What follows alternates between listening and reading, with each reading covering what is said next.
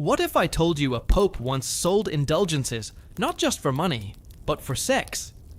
It sounds like a heretic's lie, a slander whispered in the shadows. But in Rome, 1492, it was no rumor. It was the lived reality under Rodrigo Borgia, the man who would crown himself Pope Alexander VI.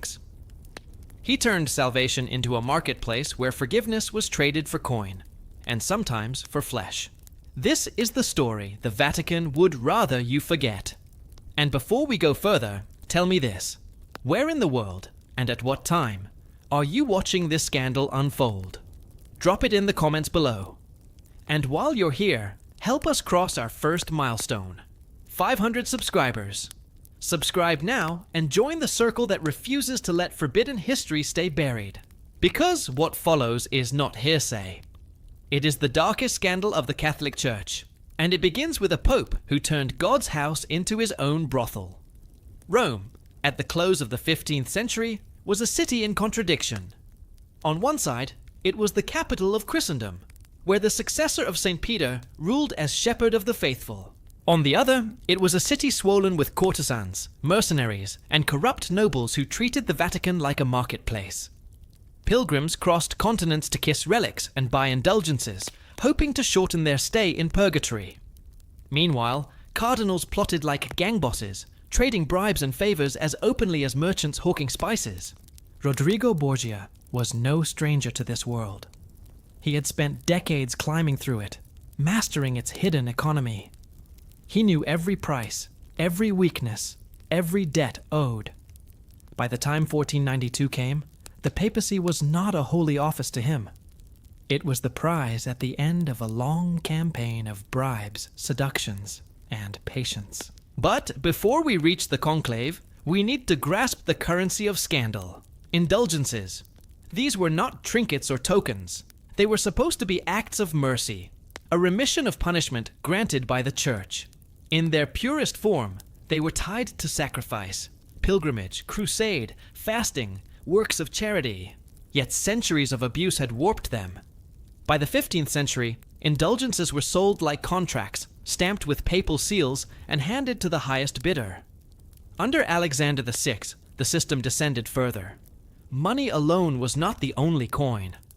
Rumors spread of courtesans and noble daughters who offered their bodies to secure absolution. Confession, it was said, could be given on a bed as easily as in a chapel. Rome laughed bitterly, whispering of salvation by flesh. And even if every rumor was not true, the scandal was so believable that truth no longer mattered. Because the man at the center, Rodrigo Borgia, did not care about appearances. His appetites were open. His children, born of mistresses, were paraded as nobles. His lovers were showered with palaces and titles. Rome had seen corrupt popes before, but Rodrigo flaunted his vices. He wanted power, wealth, and pleasure. And he took them all with a brazenness that stunned even jaded Romans. What did it mean then, when such a man rose to the throne of St. Peter? It meant the collapse of trust. The papacy depended not on armies, but on belief. Belief that the Pope was God's representative. Belief that indulgences were holy gifts. Belief that salvation could not be bought. Alexander VI shattered that illusion. When he sold indulgences for coin or for flesh, he exposed the papacy as a business. Think of the pilgrim who walked barefoot from the cold fields of Germany, carrying only the hope of forgiveness. He entered Rome expecting holiness, and found instead a brothel disguised as a church. Think of the courtesans who joked that their clients wore scarlet hats and carried rosaries. The Vatican was no longer sacred. It was theater. This betrayal did not stay within Rome's walls. Across Europe, whispers spread. Diplomats reported the corruption back to their kings. Preachers thundered that the church was rotting from within. Seeds were planted in disgust. Seeds that would grow into the Protestant Reformation. For if the Pope himself could sell salvation, then what authority did the church have at all? And Rodrigo knew all of this. He was not naive, not blind. He understood that his actions undermined the very foundations of faith. But to him, faith was not a sacred duty. It was a tool, a currency. something to be traded, bought, and exploited. He calculated that as long as his coffers stayed full and his enemies stayed silenced, God's authority could be bent to his will. Rome saw this clearly. Pamphlets circulated mocking the Pope's mistresses. Caricatures depicted him as the devil in a tiara. Enemies called him Antichrist. Yet the mockery did not topple him. His grip on power was too firm. The Vatican was no longer God's fortress. It was Rodrigo Borgia's stage. So when we ask, what if indulgences were sold for sex? We are not dealing in gossip. We are confronting the reality of a papacy so corrupt that it blurred the line between altar and bed, between forgiveness and lust. Alexander VI embodied that corruption, not as a secret shame, but as a brazen policy. And this is only the beginning. Every scandal has its roots. To understand how Rodrigo Borgia could one day sit on the papal throne, selling salvation for gold and flesh, we must trace his ascent from obscurity to supremacy. Because he was not born a pope, or even born Roman. He was an outsider, a Spaniard, who forced himself into the veins of the Vatican until the system itself became dependent on him. Rodrigo Borgia was born in 1431 in the Kingdom of Valencia, then under the Crown of Aragon. His family name was not yet infamous, though ambition ran in their blood. It was his uncle, Alfonso de Borja, who first carved a path into the church. Alfonso was a skilled canon lawyer who rose carefully through the hierarchy, eventually becoming Pope Calixtus III in 1455. That election was short-lived, lasting just 3 years, but it changed everything for the family. In Rome, names were currency, and the name Borgia, Italianized from Borja, had suddenly gained weight. Rodrigo was summoned to Rome as a young man under his uncle's wing. From the beginning, he was marked as favored. At just 25 years old, he was created cardinal deacon, and within a year, vice-chancellor of the Holy See. That office made him the administrator of the papal bureaucracy, the man who oversaw letters, finances, appointments, and the legal machinery of the church. It was not a glamorous position, but it was powerful. And Rodrigo held it for more than 3 decades, outlasting pope after pope, scandal after scandal. It was in this role that he learned the real rules of Rome. The papacy was not only a spiritual office, it was an empire. Papal bulls carried the weight of armies. Bishoprics were not just churches, they were revenue streams. A cardinal's hat was not only an honor, it was an investment. Rodrigo became the broker of this system, selling favors, arranging appointments, manipulating benefices. And always, he took his cut. By the time most cardinals retired into piety, Rodrigo had already amassed a fortune and a network of obligations that spanned Europe. But his power was not only administrative. He was, by every account, a man of charisma. Tall, broad, with a commanding voice and quick laughter, Rodrigo knew how to charm. He entertained lavishly, drank deeply, and surrounded himself with music, dancers, and courtiers. He was not the cold, ascetic type of cleric. He was warm-blooded, magnetic, and dangerously persuasive. Diplomats wrote that his company was intoxicating. Even those who despised his corruption found themselves drawn into his orbit. His private life was just as notorious. Rodrigo did not veil his appetites in secrecy. He took mistresses openly, fathered children shamelessly, and raised them into nobility. Vanozza de Catane, a wealthy Roman woman, bore him 4 children, including Cesare and Lucrezia, who would later become infamous in their own right. Later, Giulia Farnese, a striking beauty less than 20 years old, became his lover, even as Rodrigo was entering his 60s. Rome mocked her as the Pope's whore, yet Rodrigo flaunted her presence without shame. In a church that officially demanded celibacy, Rodrigo's audacity should have disqualified him. But in Rome, hypocrisy was everywhere. Many cardinals had mistresses and children hidden in the shadows. Rodrigo's only difference was that he did not hide. And in some twisted way, that shamelessness protected him. Accusations slid off because he never pretended to be what he was not. Yet, scandal alone does not raise a man to the papacy. Rodrigo's true genius was in patronage. He built alliances like a spider spins a web, wide, intricate, and sticky. Every cardinal, Every noble family, every king who dealt with him, walked away indebted. He arranged marriages for noble houses, brokered treaties for monarchs, and secured bishoprics for ambitious nephews. When favors were given, they were never forgotten. When money was lent, repayment came not in coin, but in loyalty. By the late 1480s, Rodrigo was not just another cardinal. He was the single most connected man in Rome. This network extended beyond Italy. In Spain, the Catholic monarchs Ferdinand and Isabella valued his influence. In France, noble families courted him. Even in the volatile kingdom of Naples, Rodrigo's hand was felt. He was not loved, but he was indispensable, and that made him untouchable. Still, enemies abounded. Giuliano della Rovere, nephew of Pope Sixtus IV, despised Rodrigo and called him corrupt to the core. He would later become Pope Julius II, the warrior pope, but in Rodrigo's rise, he was merely a bitter rival who lacked the same reach. Other families, like the Orsini and Colonna, bristled at his growing power. They saw in him not a Spaniard, but a predator, devouring Rome piece by piece. What gave Rodrigo the edge was patience. He watched popes rise and fall for 30 years. He observed their mistakes, their compromises, their deaths. He learned how each had been undone, by war, by debt, by scandal.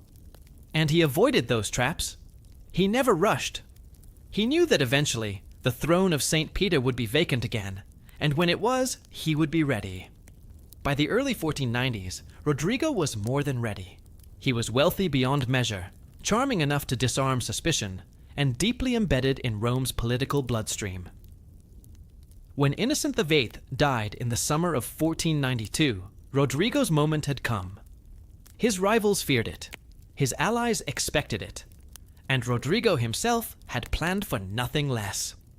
The Spanish outsider had become Rome's central figure, and in August 1492, the conclave would decide whether his decades of bribery, charm, and audacity would finally pay off.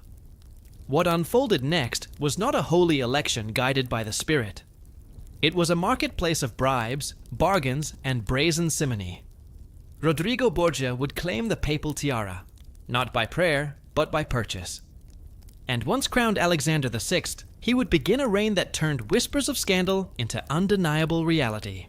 When Pope Innocent VIII died in July 1492, Rome did not mourn. His papacy had been marked by scandal, his body so bloated by excess that it was said to leak fluids as it decayed. The throne of St. Peter was vacant once more, and the College of Cardinals gathered to decide who would wear the tiara. In theory, this conclave was a sacred ritual. The doors of the Sistine Chapel were locked. The cardinals swore oaths. The Holy Spirit was invoked to guide their choice. But no one in Rome believed the Spirit was in charge. Everyone knew the papacy was a prize to be bought, and Rodrigo Borgia came to the election with the largest purse in Christendom. Simony, the buying and selling of church offices, had long infected the Vatican, but in 1492 it reached a grotesque climax. Rodrigo's campaign was planned with the precision of a general preparing for war. He did not rely on prayer or reputation. He relied on cold calculation. Every vote had a price, and he was willing to pay it. To Ascanio Sforza, brother of the Duke of Milan, Rodrigo offered the position of vice-chancellor, the second most powerful office in the church. To the Orsini, he promised lands and strongholds in and around Rome. To others, he dangled lucrative abbeys, bishoprics, and pensions. He distributed gold with the speed of a banker settling accounts. His rivals protested, but their protests rang hollow, for nearly every man in the chamber had taken bribes before. The effect was immediate. Ascanio Sforza, once a skeptic, swung behind Rodrigo and brought with him a block of votes. Families who had despised the Spaniard found themselves tempted by promises too rich to refuse. Bit by bit, resistance crumbled. The conclave became a marketplace. The Sistine Chapel, meant to echo with hymns, instead buzzed with bargaining. "Vote for me, and your nephew will be bishop," Rodrigo promised one cardinal. "Support me, and your family shall have a fortress," he told another. Gold changed hands openly. Chroniclers later described the election as the most shameless in memory. By August 11th, the outcome was clear. Rodrigo Borgia had secured enough votes to win. He emerged from the conclave as Pope Alexander VI. Rome erupted in noise. Bells rang, fireworks exploded, and the city staged grand processions. For the people, the papacy was less a holy event than a spectacle. And Alexander knew how to stage a spectacle. His coronation was a carnival. Fountains ran with wine, bulls were released for sport, and the streets filled with feasting. But beneath the pageantry lay the truth. The papacy had been purchased. Every promise Rodrigo made in the conclave now had to be repaid. The papal treasury was immediately burdened with the debts of simony. Each cardinal who had sold his vote expected his reward, and Alexander, bound by his own bargains, could not refuse them. This debt was more dangerous than any enemy army. To service it, Alexander would have to strip the church for parts.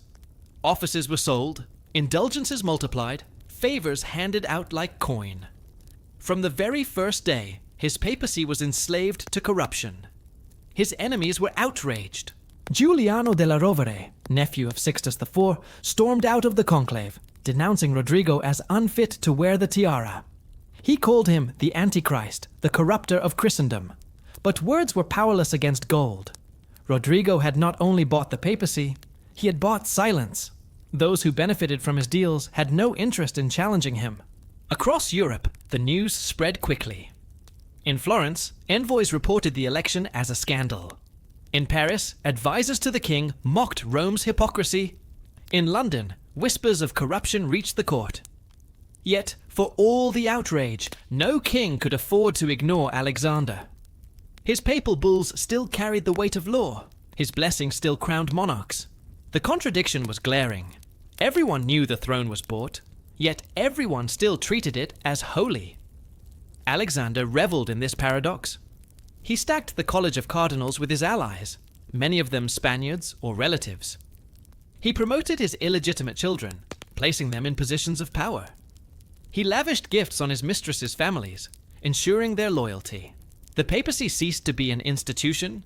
It became a dynasty, a Borgia monarchy in all but name. Rome itself became the stage. Satirists mocked the Pope as a merchant in a tiara. Pamphlets depicted him as Satan enthroned. Rumors swirled that the Holy Spirit had fled the Vatican, leaving only demons behind. But for ordinary Romans, scandal was nothing new.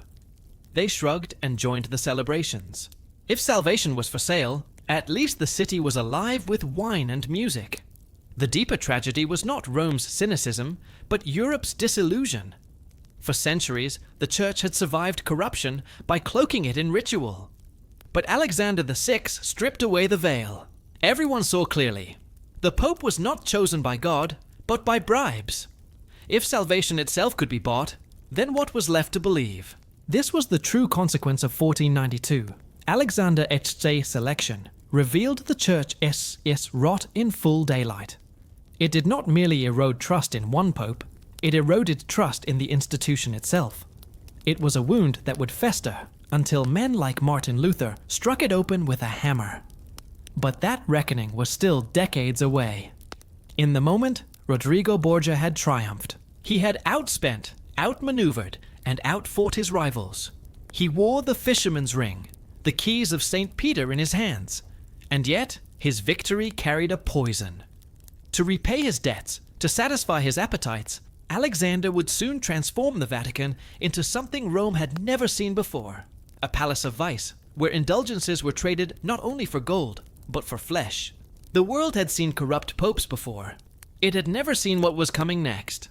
The Pope's palace was meant to be the holiest seat in Christendom, the apostolic palace where prayers rose to heaven and decisions shaped the fate of kingdoms.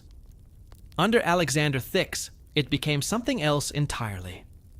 Rome whispered that the Vatican had been transformed into a brothel, not by rumor, but by spectacle. From the very first months of his reign, Alexander VI filled the papal court with women.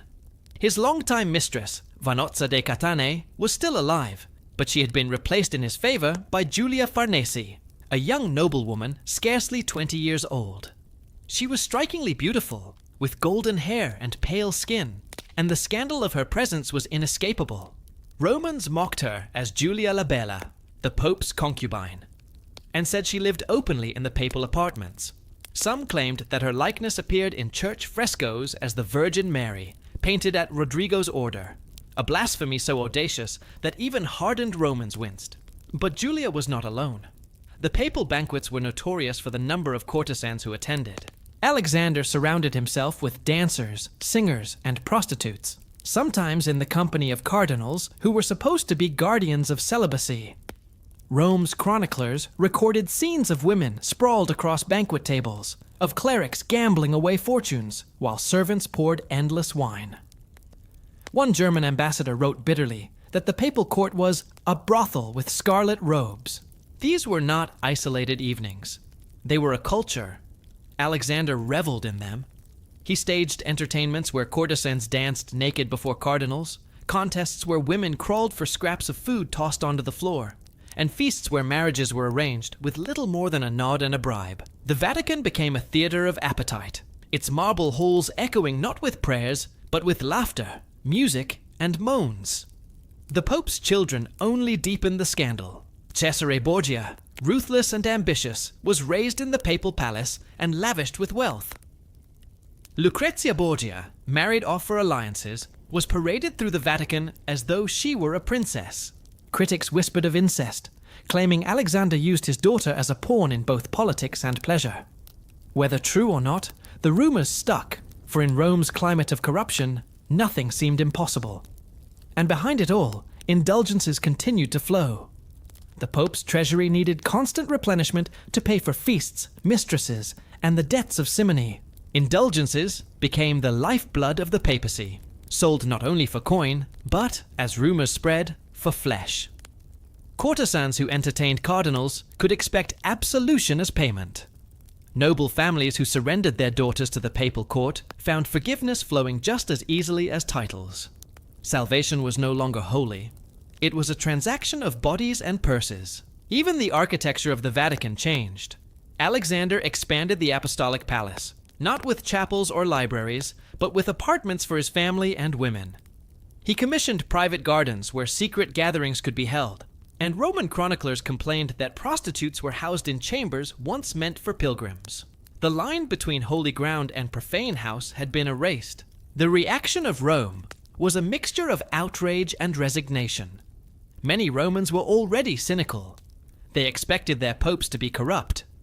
But Alexander's audacity stunned even them. It was not the corruption itself, but the brazenness. Other popes had hidden their vices. Alexander flaunted his. He walked through the papal apartments with Julia on his arm, introduced his children openly, and elevated his mistress's relatives to powerful offices. The Farnese family, once minor nobility, soared because of Julia. Her brother Alessandro Farnese, elevated by Alexander to the College of Cardinals, would one day become Pope Paul III. Even enemies admitted that Alexander's corruption planted seeds that would last for generations. The Vatican's transformation into a brothel became a weapon for rivals. Pamphlets circulated across Europe depicting the Pope as Satan enthroned, surrounded by harlots. Preachers thundered from pulpits that Rome had become Babylon reborn. Diplomats wrote home with disgust, warning their kings that the papacy had collapsed into vice. But scandal alone did not topple Alexander. He had turned corruption into a system. Every cardinal who joined his feasts was compromised. Every noble family who accepted his bribes was bound to him. Every mistress who shared his bed was part of his network of alliances. He wielded sin as a tool of power, making his enemies complicit in his debauchery. For the faithful, however, the damage was incalculable. Pilgrims who traveled to Rome expecting holiness found only decadence. Priests who preached celibacy were mocked by the reality of their leaders' open lust. Faith itself began to rot. If the Pope could live as a king of vice, then what authority did the sacraments hold? Alexander's Vatican was not merely corrupt, it was a parody of holiness. The feasts, the courtesans, the indulgences, they hollowed out the meaning of the papacy. For centuries, the Church had survived scandal by covering it with ritual and mystery. Alexander stripped the veil away. His Vatican was naked, in every sense of the word, and yet the worst was still to come. If Rome was scandalized by women at papal banquets, they had not yet seen the depths of debauchery that would unfold in the infamous Banquet of Chestnuts. That event, whispered about even today, would cement Alexander VI's reputation as the pope who turned the Vatican into a brothel. If the Vatican under Alexander VI looked like a brothel, it operated like a marketplace. And the most valuable commodity it sold was not wine, women, or titles. It was forgiveness. Indulgences were the church's weapon and its shield. In theory, they were acts of mercy, a remission of temporal punishment for sins granted by papal authority. A man who sinned could confess, perform a penance, and receive an indulgence to shorten his time in purgatory. At their origin, indulgences were meant to encourage piety. A pilgrim walking barefoot to Santiago, a knight raising his sword for a crusade. But centuries of abuse had warped this instrument of mercy into an engine of profit. By the late 15th century, indulgences were detached from penance and tied directly to money. A peasant could pay a coin and shave years off his punishment. A noble family could donate a fortune and guarantee the salvation of their ancestors. What had once been spiritual sacrifice was now financial transaction. And under Alexander VI, the system decayed even further. In his Vatican, indulgences became tokens of corruption. Coin was one price, flesh was another. Chroniclers whispered that women who found themselves in papal chambers walked away not only with jewels, but with absolution slips stamped with the seal of Rome. Prostitutes who entertained cardinals spoke openly of confession by the bed. Noble families who surrendered their daughters to the Pope, as appetite, found indulgences flowing just as easily as gold. To Alexander, indulgences were a dual weapon. They enriched his treasury and bound the faithful, or the complicit, to him. Every coin paid, every body surrendered, was proof that salvation itself depended on his favor. It was not only corruption, it was domination. The mechanics was simple and systemic. Offices in the church were sold to the highest bidder. Those new officials then sold indulgences aggressively in their territories, funneling wealth back to Rome.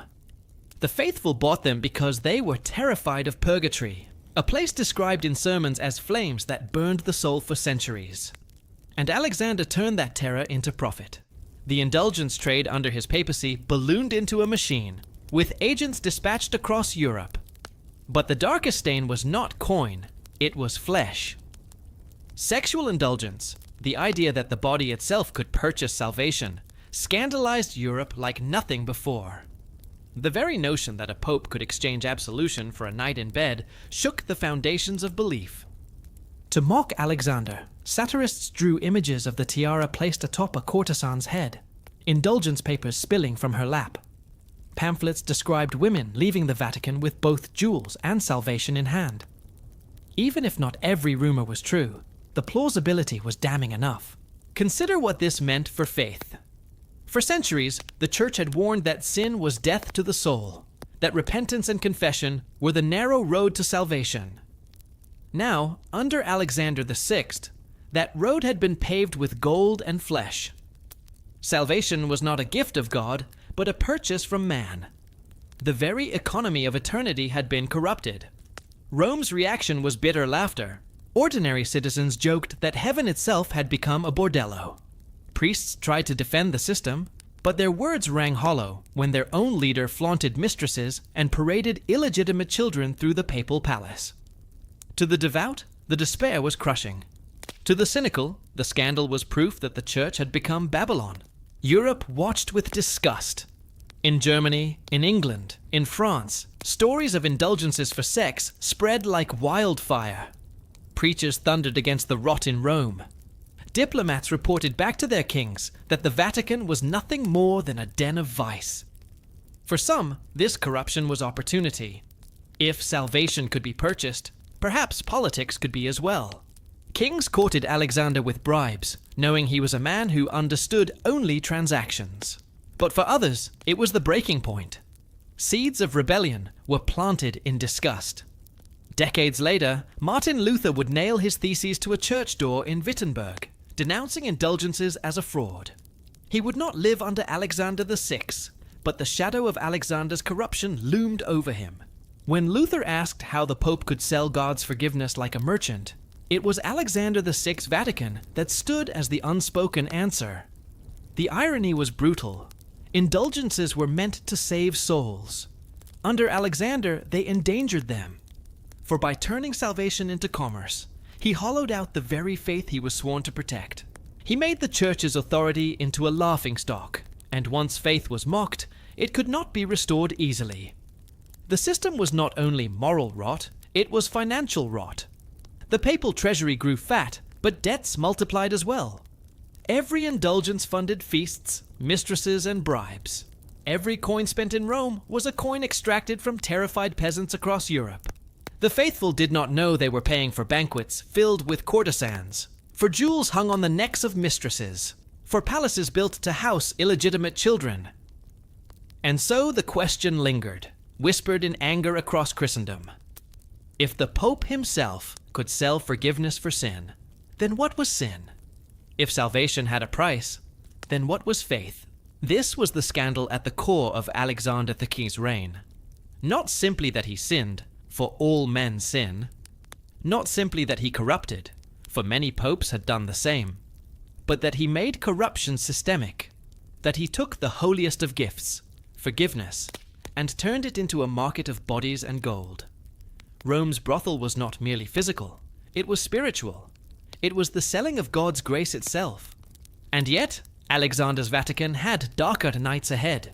For while indulgences were the machinery of his corruption, the feasts were its spectacle. The infamous banquet of chestnuts, whispered about even today, would push Rome and scandal to its breaking point, a night of orgy in the apostolic palace itself. If Alexander VI shocked Christendom with his indulgences and mistresses, he scandalized it further by parading his illegitimate children, as though the papacy were a hereditary throne. No pope before him had flaunted his offspring so brazenly, and none would after with such audacity. To Alexander, the papacy was not a sacred trust, it was a dynasty, and his children were its heirs. He had many, but two in particular would define his reign: Cesare and Lucrezia. Their names would become infamous, wrapped in blood, rumor, and scandal. Through them, Alexander blurred every line between family and faith, turning the Vatican into the stage of a Borgia monarchy. Cesare Borgia was born in 1475 to Vanozza de Catane, Rodrigo's longtime mistress. From the beginning, he was marked for greatness. Handsome, intelligent, and ruthlessly ambitious, Cesare was the son Rodrigo loved most, the one in whom he saw a reflection of his own appetite for power. But Cesare's path was not chosen freely. Alexander forced him into the church.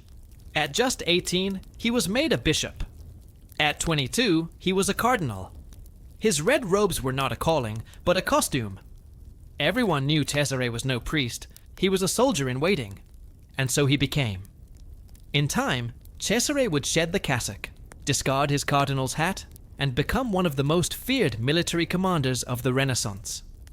Machiavelli himself, the author of The Prince, studied Cesare's campaigns as a model of ruthless statecraft. Cesare was cold, calculating, and merciless. He used murder as policy, poison as diplomacy, and ambition as a creed. When rivals crossed him, they were found strangled or stabbed. When allies failed him, they vanished. His violence carved out a Borgia domain in central Italy, a duchy that he and his father dreamed would make their dynasty permanent. If Cesare was the sword of the Borgias, Lucrezia was the veil. Born in 1480, also to Vanozza, she was Rodrigo's beloved daughter, described as beautiful, cultured, and intelligent. But she was less a daughter than a pawn. From the moment she came of age, her body was used as currency. Alexander married her off again and again, each time to cement alliances. Her first marriage to Giovanni Sforza tied the Borgias to Milan. When that alliance soured, the marriage was annulled on charges of impotence. Her second marriage to Alfonso of Aragon connected the Borgias to Naples, but when Cesare turned against Naples, Alfonso was brutally murdered, almost certainly on Cesare's orders. Lucrezia's third marriage to Alfonso d'Este, Duke of Ferrara, finally removed her from Rome and gave her some measure of peace. But while she lived in the Vatican, rumors consumed her name. Whisperers claimed that she was not merely a pawn, but a partner, that she shared her father's bed or her brother's. Satirical pamphlets depicted her as a seductress, a temptress in holy robes. Whether the charges of incest were true or fabricated by enemies, the effect was the same. Lucrezia became a symbol of Rome's corruption. To many, she embodied the collapse of morality under Alexander VI. Together, Cesare and Lucrezia represented the two faces of the Borgia dynasty, violence and seduction. One ruled with the sword, the other with charm. Both were instruments of their father's ambition.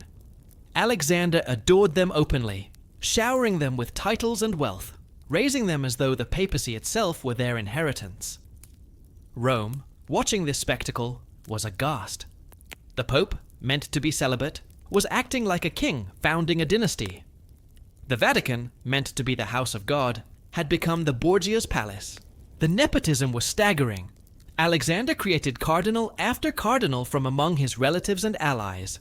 His son Cesare, before shedding his robes, was given enormous power in the church. His daughter's marriages dictated papal diplomacy. Even his other children, Giovanni, Joffre, were elevated with titles and lands. Every corner of the papacy reeked of family politics. And yet, to Alexander, this was not corruption. It was strategy. Other dynasties, the Medici, the Sforza, the Orsini, built power through bloodlines. Why should the Pope be different? If kings could pass thrones to sons, why could the Pope not secure his family's future? Rodrigo Borgia simply stripped away the pretense and acted openly. But in doing so, he destroyed the church's credibility. To the faithful, the papacy was supposed to transcend blood, to stand above the feuds of noble families. Seeing Alexander's children rule like princes and princesses shattered that illusion. The Pope was no longer a spiritual father. He was a worldly patriarch, more concerned with his children's fortunes than with the salvation of souls. Cesare's violence and Lucrezia's marriages were not mere scandals. They were politics by other means. Through them, Alexander secured allies, destroyed rivals, and tightened his grip on Italy. But each move deepened the outrage. Preachers denounced the Borgias as a plague. Pamphlets painted Lucrezia as Jezebel, Cesare as Cain. Diplomats wrote in despair that Rome was lost to sin. And yet, the machine worked. For a time, the Borgias rose higher and higher, binding Italy's nobles into their web. But the higher they climbed, the deeper the resentment grew. The papacy was not designed to be a dynasty, and Europe would not tolerate it forever. In the end, Cesare's ruthlessness would earn him countless enemies, and Lucrezia's name would forever be stained by scandal. But while Alexander lived, they were his pride and his tools. He flaunted them before Rome, daring anyone to challenge him. His papacy was not simply corrupt, it was dynastic. And that was its fatal flaw. Because when the Pope behaved like a king, he invited the same fate as kings: conspiracy, betrayal, and downfall. The world had seen popes with mistresses before. It had never seen a pope parade his children as heirs. In Cesare's violence and Lucrezia's marriages, the Vatican ceased to be holy. It became a family estate, a Borgia court masquerading as the house of God. No dynasty rises without making enemies, and no pope reigned more surrounded by hostility than Alexander Thixint. His corruption was not hidden, it was flaunted. His nepotism was not whispered about, it was proclaimed. And in Rome, where every noble family clawed for power, such brazenness was a declaration of war. The most relentless of his enemies was Giuliano della Rovere. Nephew of Pope Sixtus IV, Della Rovere had long despised Rodrigo Borgia. He accused him of simony, of debauchery, of turning the papacy into a family business. When Rodrigo ascended as Alexander Thixint, Giuliano left Rome in fury. He spent years traveling through Europe, seeking allies to depose the Pope. He found sympathy in France, where King Charles VIII listened eagerly to tales of papal corruption. Della Rovere painted Alexander not as a shepherd of souls, but as the Antichrist in Rome. His hatred was so fierce that he swore he would not rest until Rodrigo was dead.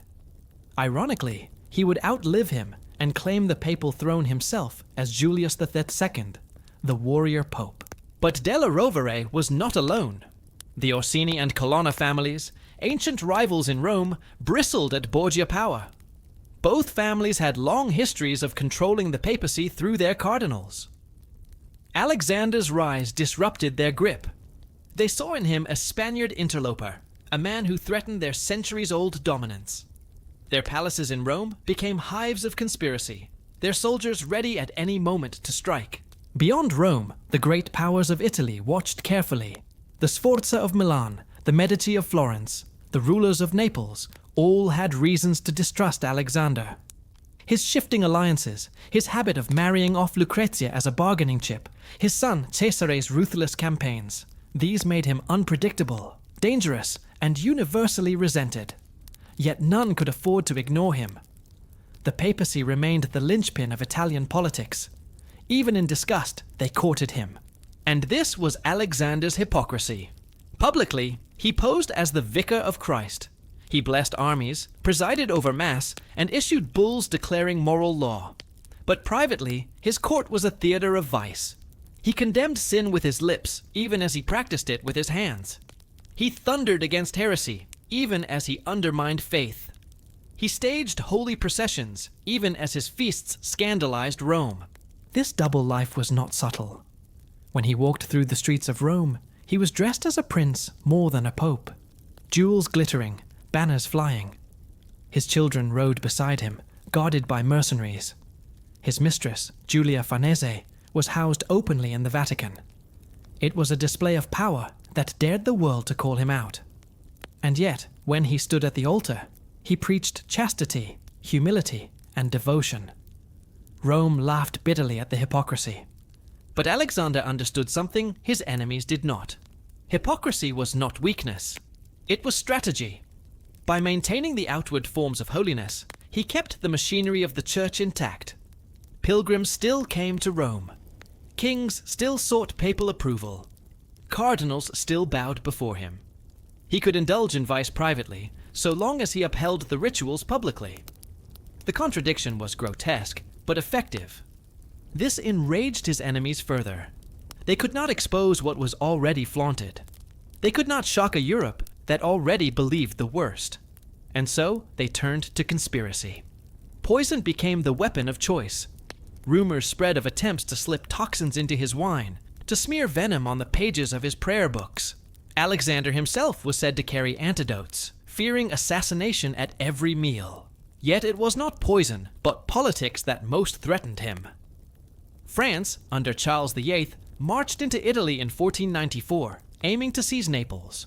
Della Rovere traveled with the French army, hoping to topple Alexander. For a moment, it seemed the papacy might collapse. The French entered Rome, and Alexander's enemies pressed for his deposition. But here, Rodrigo's cunning saved him. He negotiated, bribed, and stalled until the French withdrew. His enemies fumed, but he survived, proof that his hypocrisy was matched by resilience. What made Alexander truly dangerous was his ability to entangle even his enemies in his corruption. Many who hated him still took his bribes. Many who denounced his vice still joined his feasts. He dirtied every hand he touched, ensuring that few could challenge him without implicating themselves. It was not holiness that protected him, but complicity. The result was paralysis. Cardinals whispered of scandal, but did nothing. Families plotted, but hesitated. Even kings, disgusted as they were, continued to bargain with him. Alexander turned his hypocrisy into a fortress. He was both the Pope and the sinner, the Holy Father and the debauched patriarch, and in that contradiction lay his strength. Yet the hypocrisy corroded the church from within. The faithful saw the contradiction clearly. Priests preached chastity while their Pope fathered children. Monks thundered against lust while their Pope lived with mistresses. Indulgences were sold as acts of mercy, while the Pope used them to fund banquets. Faith cracked under the strain. Cynicism spread like disease. This was the legacy of Alexander's hypocrisy. Not simply that he sinned, but that he made sin the system. He cloaked vice in holy garments and dared the world to object. And the world, for the moment, bowed. But his enemies did not disappear. They waited. They whispered. They watched. And when the opportunity came, they would strike. For now, Alexander VI seemed untouchable, his Vatican impregnable. Yet every banquet, every mistress, every indulgence deepened the hatred gathering against him. The Vatican was no longer simply corrupt, it was a powder keg, and the spark was coming. If Rome thought it had already seen the depths of papal scandal, Alexander VI proved there were darker layers still to come. The event that crystallized his reputation, whispered for centuries afterward, was a night of debauchery so infamous that even hardened Romans shuddered to repeat it. It became known as the Banquet of Chestnuts. The details survive in chronicles, letters, and scandalized reports. They may blur the line between fact and rumor, but together they paint a picture too grotesque to ignore.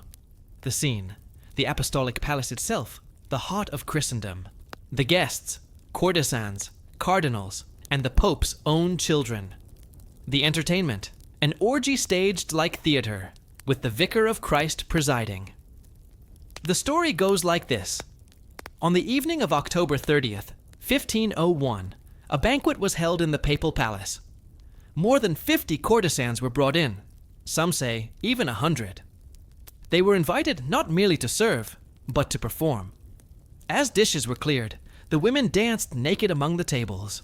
Chestnuts were scattered across the marble floors, and the courtesans were ordered to crawl after them on hands and knees, their movements lit by torches, their bodies ogled by cardinals and nobles. It was a contest of humiliation. Those who crawled most seductively, who entertained the men most skillfully, were rewarded with prizes.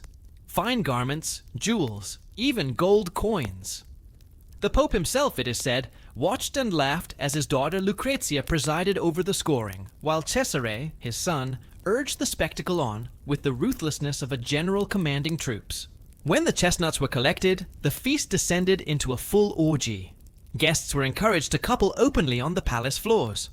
Chroniclers describe cardinals discarding their robes, women competing for favor, and prizes awarded to those who achieved the most partners. The Pope's musicians played, the torches burned low, and the apostolic palace, built to house prayers and relics, echoed with the sounds of flesh. To many, the details sounded unbelievable. Could the Pope truly have presided over such debauchery? Could cardinals, sworn to celibacy, have participated so openly? And yet, the scandal endured, repeated in every corner of Europe. Even if every detail was not true, the very fact that the story was plausible revealed how far Rome had fallen under Alexander. The banquet was not simply vice. It was theater. It displayed in obscene ritual the nature of Alexander's court, indulgence as law, lust as currency, sin as spectacle. It mocked the holiness of the Church. It declared that the Vatican was not the house of God, but the house of Borgia. For the faithful, the shock was unbearable. Pilgrims who came to Rome to see saints and relics heard whispers instead of naked women chasing chestnuts across papal floors. Preachers thundered from pulpits that Babylon had returned, that the whore of Revelation sat upon the papal throne. Reformers seized on the scandal as proof that the papacy was irredeemable. Even allies were unsettled. Diplomats reported the event back to their courts with horror. In Florence, in Paris, in London, the banquet of chestnuts was recounted as evidence that the papacy had drowned in vice. Kings who needed the Pope's blessing grimaced as they read the reports, for how could they justify obedience to a man who presided over such debauchery? But in Rome itself, cynicism prevailed. Some were outraged, others laughed bitterly. Many shrugged. They had seen Alexander flaunt mistresses, parade children, and sell indulgences.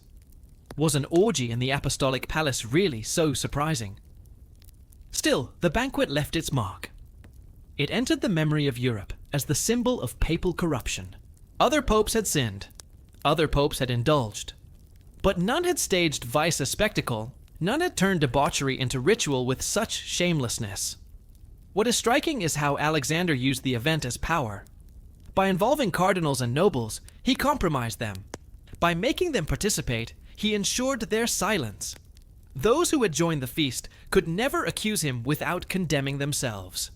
In this way, the banquet was not merely indulgence, it was politics. It was corruption weaponized as loyalty. This is the core of Alexander's reign. Sin was not a private weakness, it was a system. He bound men to him, not through holiness, but through vice. The banquet of chestnuts was the clearest example, a ritual of debauchery that doubled as a ritual of control. The whispers of the banquet traveled across time. Centuries later, it was still remembered, still invoked as the darkest stain on the papacy. Even if some details were exaggerated, the fact that it was believed, that it was plausible, spoke volumes. Alexander had so corroded the church's image that no slander seemed impossible. And yet, the Pope continued. The banquet was a scandal, but it did not topple him. His enemies raged, reformers despaired, but Alexander survived. The Vatican remained under his control, and Rome continued to play host to his feasts. The endurance of his power was itself a kind of blasphemy, proof that the institution could tolerate even this without collapse. But tolerance was not stability. Every scandal weakened faith further. Every feast fueled rebellion. Every indulgence sold for coin or flesh corroded belief. The banquet of chestnuts was not just a night of vice. It was a prophecy of collapse. For a church that could stomach such a spectacle was a church already rotting from within. Alexander Sisson had turned the Vatican into a brothel, but he had also turned it into a theater of hypocrisy, a stage where power was bound not by holiness, but by sin.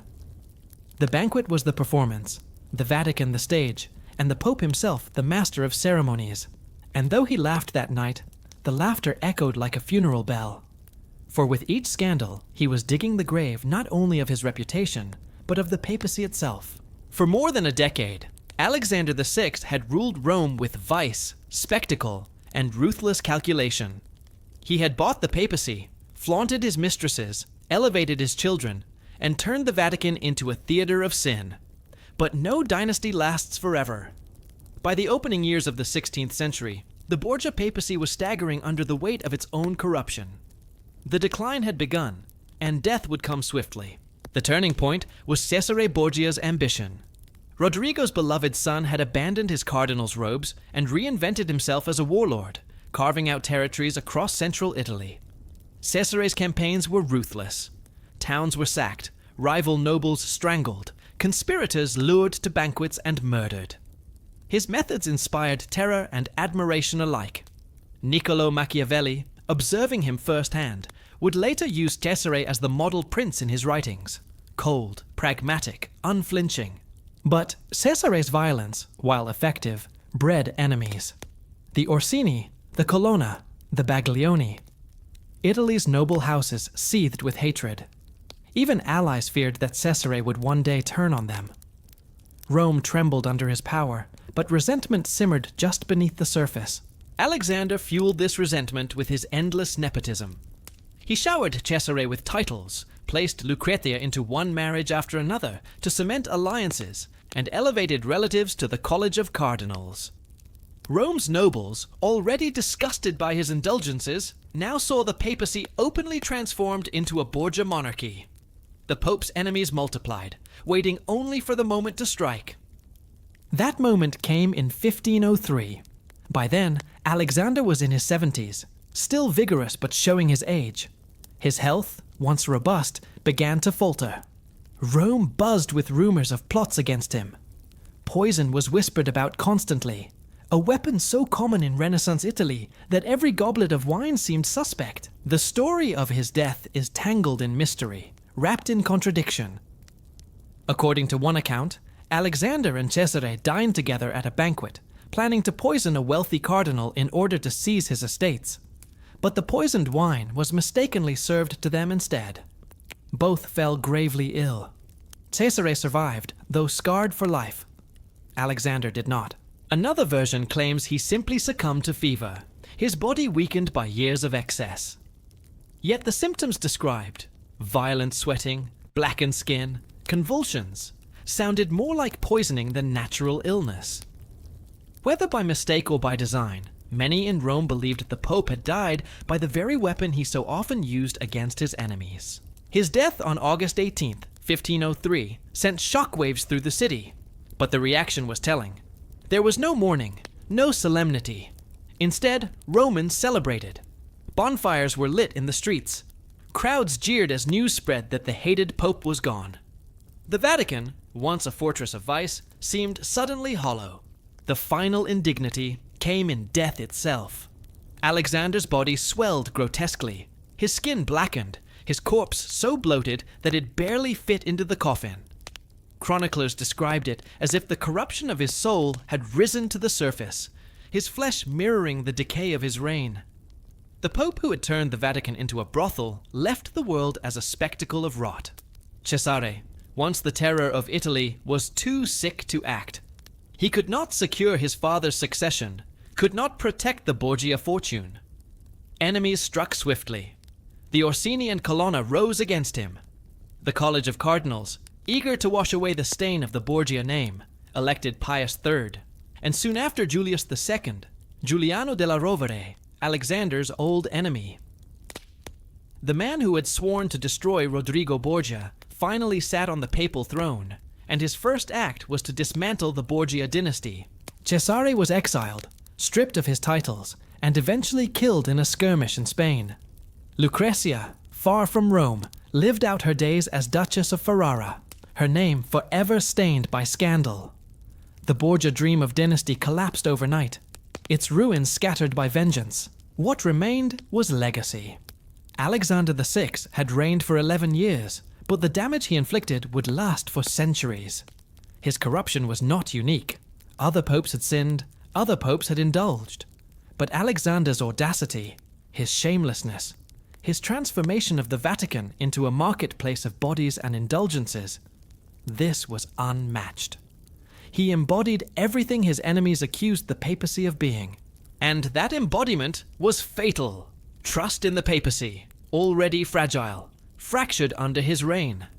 The banquet of chestnuts, the sale of indulgences for sex, the open flaunting of mistresses and children, these were not easily forgotten.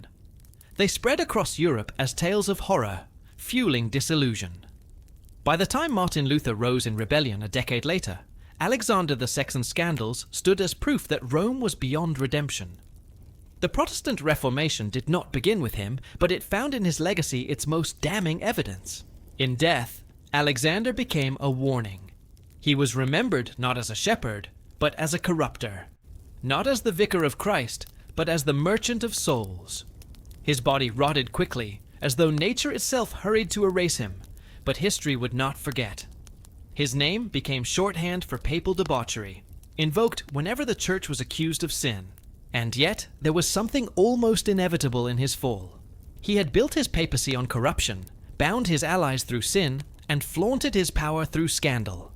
But corruption breeds enemies, sin breeds resentment, and scandal breeds revolt. His death was not tragedy. It was consequence. Rome celebrated because Rome understood. The Pope who had sold indulgences for sex had poisoned not only his own body, but the body of the church itself. And though he was gone, the rot he left behind would take generations to purge. The death of Alexander VI did not cleanse the Vatican. It exposed it. His body may have been carried out of the apostolic palace, bloated and blackened, but the memory of his papacy lingered like a stench in the halls of Christendom. What he left behind was not simply a ruined dynasty. It was a ruined faith. For centuries, critics of the church had accused Rome of greed, of lust, of corruption. Under Alexander VI, those accusations became undeniable truth. He embodied every vice the papacy claimed to oppose. He sold salvation for gold. He traded indulgences for flesh. He paraded mistresses and illegitimate children openly, turning the papal court into a theater of debauchery. He transformed the Vatican from God's house into the Borgia's palace, where family ambition outweighed faith and scandal was policy. The damage was incalculable. Trust in the papacy was not a matter of theology alone. It was the glue that held Christendom together. Kings ruled by divine right, but divine right depended on papal blessing. Priests commanded obedience, but obedience depended on belief that the Pope was holy. When Alexander stripped the papacy of holiness, he stripped Europe of trust. Europe responded in whispers first, then in outrage. In Germany, priests mocked the Pope in sermons. In England, nobles muttered that Rome had become Babylon. In France, pamphlets circulated depicting the Pope as the devil enthroned. The scandal of indulgences, especially rumors of indulgences purchased with sex, spread like wildfire. For ordinary believers, who scraped together coins to buy forgiveness, the revelation that Rome treated salvation as a market was unbearable. Cynicism seeped into faith. That cynicism became rebellion. Less than 15 years after Alexander's death, Martin Luther nailed his theses to the church door at Wittenberg. His fury was directed at indulgences, at the corruption of Rome, at the idea that salvation could be sold. When he called the Pope Antichrist, many thought of Alexander VI, whose scandals had given that insult flesh and blood. The Protestant Reformation did not begin with him, but it was fueled by him. His papacy was the proof reformers needed to say, "The church is broken beyond repair." Even within Catholicism, Alexander's legacy was toxic. His successors scrambled to distance themselves. Pius III, who lasted only 26 days, represented a desperate attempt to stabilize the papacy. Julius II, Alexander's old enemy Giuliano della Rovere, tried to wash the Vatican clean through war and patronage of art. But the stain of Borgia corruption could not be painted over by Michelangelo's frescoes or erased by armies. It lingered. The name Borgia itself became legend, not of greatness, but of sin. Plays, poems, and chronicles cast them as villains, as poisoners, as seducers. Lucrezia became a symbol of incest and manipulation. Cesare became the face of ruthless violence. And Rodrigo, Pope Alexander VI, became the archetype of papal corruption. Whenever critics of the Church spoke of hypocrisy, his name rose like a curse. And yet, beneath the scandal lies a harsher truth. Alexander VI was not an aberration. He was the system made flesh. The papacy had long been riddled with simony, indulgence, and nepotism. Alexander simply stripped away the veil of holiness and showed the machinery as it truly was. Faith as commerce, salvation as commodity, morality as theater. His sin was not invention, but honesty. He lived the corruption openly, daring the world to stop him. That openness was his downfall, but it was also his legacy. By exposing the rot so plainly, he accelerated the collapse of trust in the papacy. Without Alexander VI, Luther's rebellion might still have come. But with him, it came faster, sharper, and more justified. In the end, the Pope who sold indulgences for sex became more than a scandal. He became a warning. A warning of what happens when power loses restraint. A warning of what happens when institutions rot from within. A warning of what happens when the most sacred of gifts is traded like wares in a market. His death was celebrated. His memory was despised. But his impact was enduring. The papacy survived, but it would never again hold the unquestioned authority it once had. The Reformation shattered Christendom, and in its shards we still live today. And at the center of that fracture stands Rodrigo Borgia, Pope Alexander VI, the Pope who turned the Vatican into his brothel, and salvation into his marketplace. You've just walked through the reign of Alexander VI, the Pope who sold indulgences for sex, who paraded his mistresses and children, who poisoned the very faith he swore to defend. His scandals were not gossip, they were history, and their shadow still hangs over the church centuries later. If you've stayed this far, I want to know, where in the world, and at what time, did you witness this story? Drop it in the comments below. It's always haunting to see how these forbidden histories reach us in different corners of the globe. And one more thing. We're pushing toward our first milestone, 500 subscribers. If you believe these stories should not be buried, if you want more of history's darkest truths laid bare, hit that subscribe button now. Every new subscriber keeps this circle alive and pushes us closer to that goal. The scandals of Alexander the Sick were only one chapter. There are darker stories still waiting, of kings, queens, and empires that drowned in sin. Subscribe and step with me into the shadows of history.